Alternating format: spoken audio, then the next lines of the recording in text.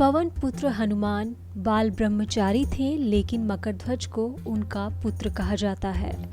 वाल्मीकि रामायण के अनुसार लंका जलाते समय आग की तपिश के कारण हनुमान जी को बहुत पसीना आ रहा था।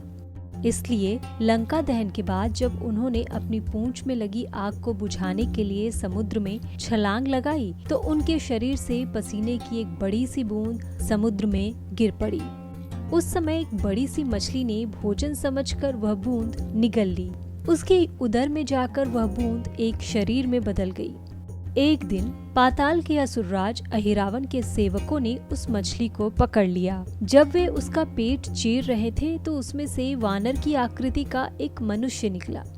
वे उसे अहिरावण के पास ले गए। दैत्य अहिरावण ने उसे पातालपुरी का रक्षक नियुक्त कर दिया। यही वानर हनुमान पुत्र मकरध्वज के नाम से प्रसिद्ध हुआ।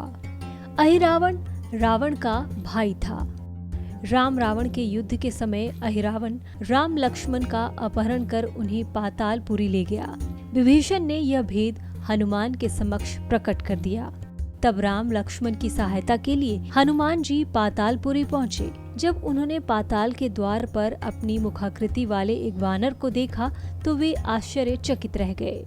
उन्होंने मकरध्वज से उसका परिचय पूछा। मकरध्वज अब परिचय देता हुआ बोला, मैं हनुमान पुत्र मकरध्वज हूँ और पातालपुरी का द्वारपाल हूँ।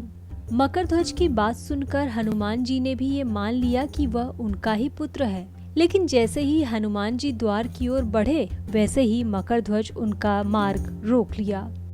हनुमान ने मकरध्वज को अनेक प्रकार से समझाने का प्रयास किया, किंतु वह द्वार से नहीं हटा।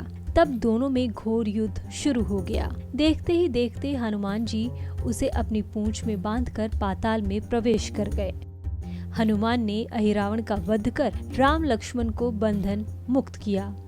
तब श्री राम के कहने पर हनुमान ने मकरध्वज का राज्य अभिषेक कर उसे पाताल का राजा घोषित कर दिया। इस प्रकार मकरध्वज हनुमान पुत्र कहलाए।